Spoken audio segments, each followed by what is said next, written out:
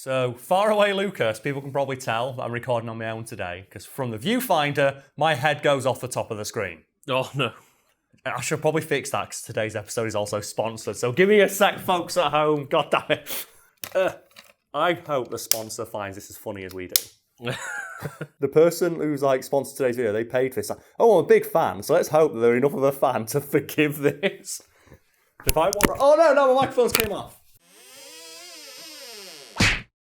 So, far away Lucas, just while I'm struggling, just in general with life, would you like to talk about the topic of today's Wiki Weekends? We are going to be talking about dwarves, and more specifically, dwarves from the Tolkien universe. Yes, and we're referring specifically to the one wiki to rule them all. And the reason for today's discussion about dwarves is one, there's that Lord of the Rings show got a trailer, so we're riding that algorithm. And two, today's sponsor has written a book primarily focused on a dwarf, which we'll talk about at the end of the video. I've got the cover art in front of me now, and it's just this sick, awesome dwarf just holding up this he's doing a fucking spirit bomb with a diamond. I'm like, yeah, that's right. That sounds amazing. It does, and we'll talk about them. But Lucas, what do you know about some dwarves? I know there's a lot of them in the Hobbit movies. Yes, and I'd say one of the biggest problems with the Hobbit movies is that all of the dwarves in that film are completely interchangeable. There's so many of them I can't even remember the names, that I didn't enjoy the Hobbit trilogy very much. So I enjoyed the main couple of dwarves, but that cast was completely forgettable. Lucas, I will pay you an extra £10 for editing this video right now if you can name 3 dwarves from that movie we're out looking at. I haven't got a fucking chance. Just guess. Go on, guess. I'll give you one. Gimli, Gomli, and Gamli. Gimli's not in the movie, his dad is. I know, yeah. Without further ado, for anyone unfamiliar with the concept of dwarves as introduced in the Tolkien universe, we have here, dwarves were a race of Middle-earth, also known as the Khazad in their own tongue, or Khazari Norgrim, meaning stunted people, and oh my god, we shouldn't have picked this.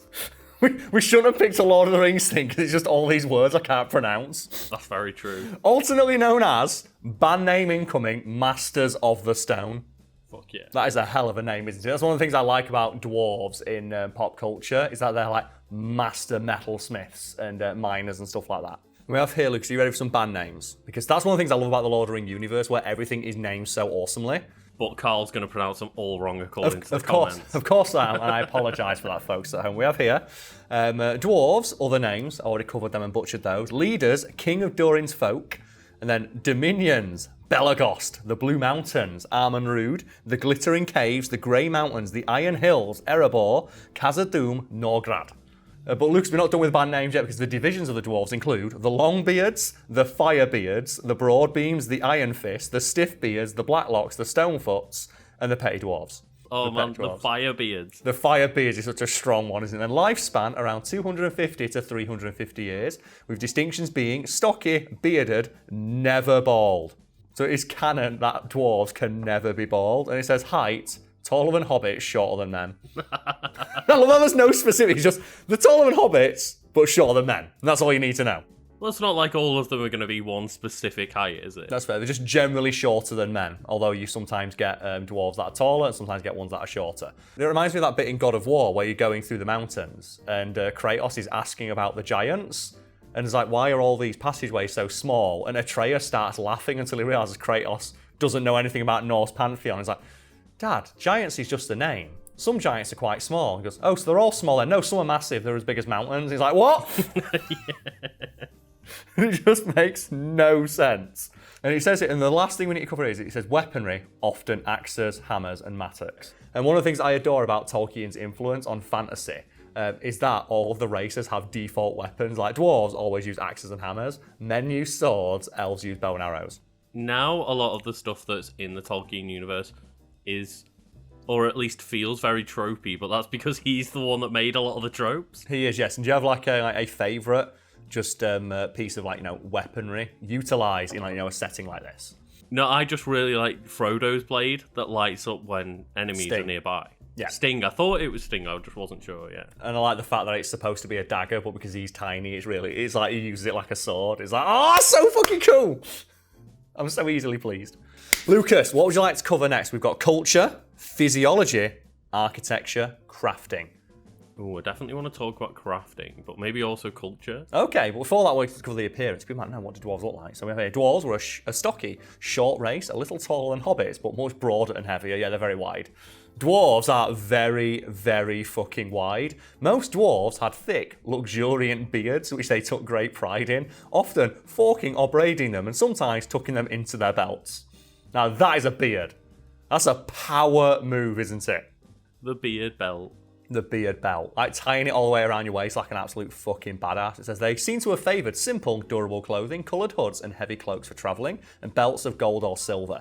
And for battle, their soldiers wear elaborately crafted armour and helmets bearing various angles and styles that were trademarks of dwarven crafting styles. And one of the things I adore about those Lord of the Rings movies is that the armourers, they literally had armourers working day and night for about 3 years.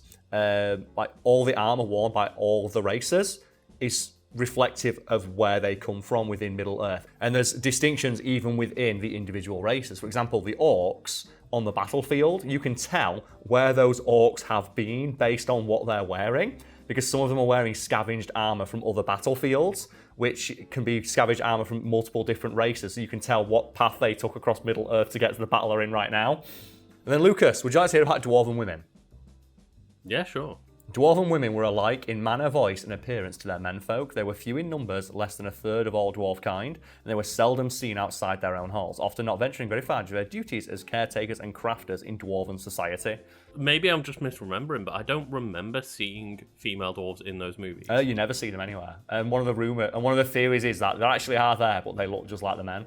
Some tales told that dwarven women were as fierce, if not fiercer, than their male counterparts. Fuck yeah. Dwarves were usually monogamous, and fewer than 1/3 of dwarven men took a wife, with the rest busying themselves with their crafts. Oh, there we go. They are the Reddit of races online, aren't they? It's like, oh, I choose not to have a wife, not to busy myself with my crafts. And the next section is on physiology, Lucas, and what do you know about some dwarves? I don't know too much about them, to be honest. Okay. Well, I'm hoping that this can educate me. Well, fair enough. It says that the dwarves were a proud and stern race made to be sturdy to resist the dangers of their time. They especially had an affinity for mining and crafting. Mincing and rafting, if you will, and dwarves were typically stubborn, secretive, and fiercely loyal to their friends and family. They treat and care for each other, even strangers among their kind, like family. They cared greatly about mining, crafting, crafts, gold, and gems, their acquisition of which often fueled their envy of the elves. They were easily offended by rude comments and a propensity for holding long-lasting grudges. They are Reddit the race. They hold long-lasting grudges and are easily offended. Crafting. So here the dwarves are some of the greatest miners to ever exist in Middle-earth. The dwarves dug immense holes under the mountains where they built their cities, like cities underneath mountains, man. That's insane. It says here that they considered coal mining degrading. And unfortunately, Lucas, they don't have a section on powers and abilities, but they do have one on weapons and armour. Dwarven soldiers usually used axes as their weapon of choice, because it can be used as a tool or a weapon. Which means that, there's some dwarves that like going in there with a fucking sledgehammer.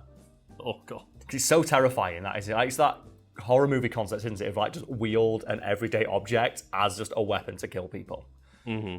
And I always bring up one of the scariest things in a movie is in Shaun of the Dead, when Nick Frost threatens that guy with a fucking corkscrew. Oh, God. Because it just looks so much more threatening than a broken bottle. He's like, oh, I don't like the idea of someone hitting me with that. Yeah, it's okay. Please, can we just stop and think about this? It says here that they also used hatchets, mattocks, short swords, war hammers, and very occasionally there are mentions of dwarven archers. They must be some fucking massive bows. Would they be bigger bows or smaller bows? I want them to be using longbows as tall as they are. Do you like Frodo wields a dagger as a sword? I want them to wield like a elven short bow as a longbow. Oh, God. Let's do it. Just have like all of the races are like just a family with not very much money, and it's all just hand-me-downs. Just each race. Well, is that what the Fellowship start doing? Just sharing weapons? That fucking. Well, they need to by the end of it. They do. They actually resort to just throwing Gimli at things, don't they? By the end of it.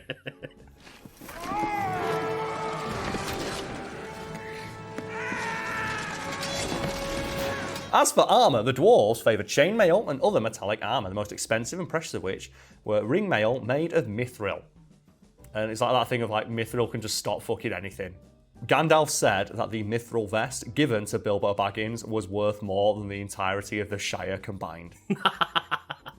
So he was wearing a coat worth more than his entire fucking, like, village. That's a pimp coat and a half. And he wears it underneath his other outfit.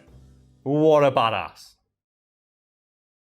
So, Karl, you mentioned at the start of the video that today's video is sponsored. Yes, it is, Lucas. And continue with my trend of mispronouncing names, today's video is sponsored by an author called David Sanchez Ponton, who's written a book called Dungeon, the Singing Mountain Heart. And I believe this is the third book in a series he's written.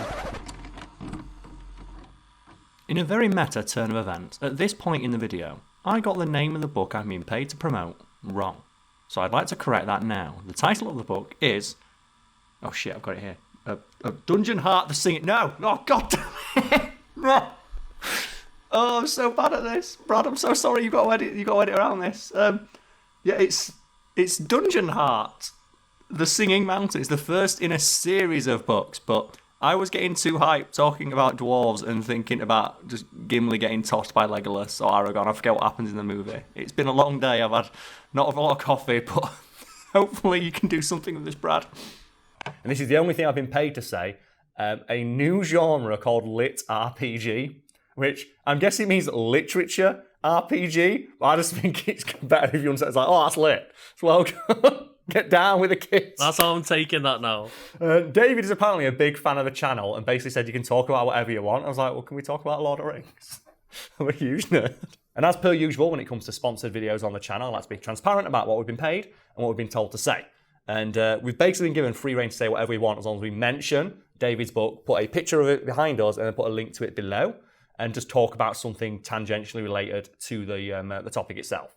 And that's what we've been paid. It's been $300, which will be split evenly between myself, by which I mean the channel, Lucas, Brad, and Nisha.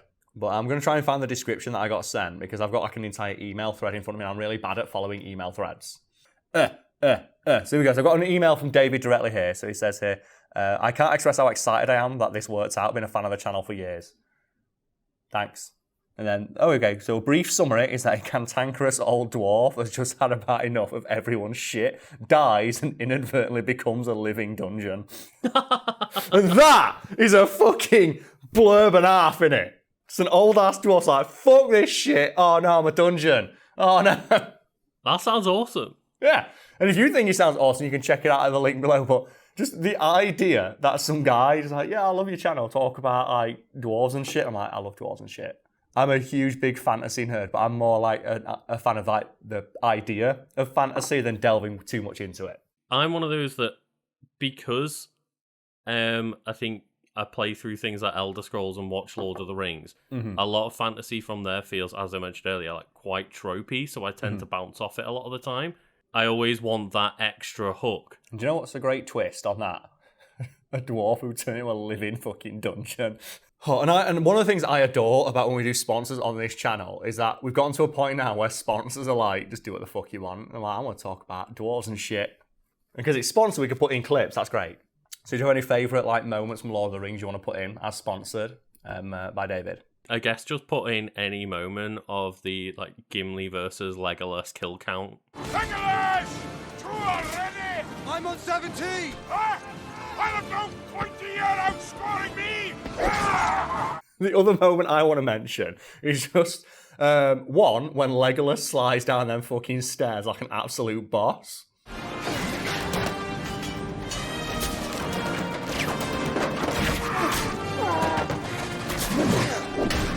And the other one is one of my fondest memories from my like first proper full watch through of the Lord of the Rings series, and I watched it with a friend of mine, and he's like big old surround sound theatre setup. And it's just the moment when all of the elves turn up for the Battle of Helm's Deep, and just all at the exact same time, all draw their swords at the exact moment. It's like, oh, that's so badass!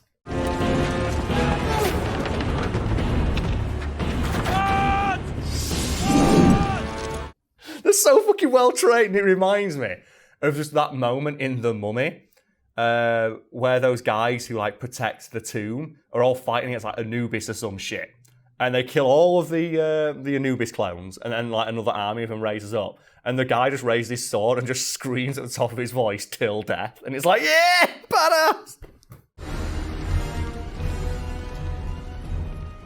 del mal!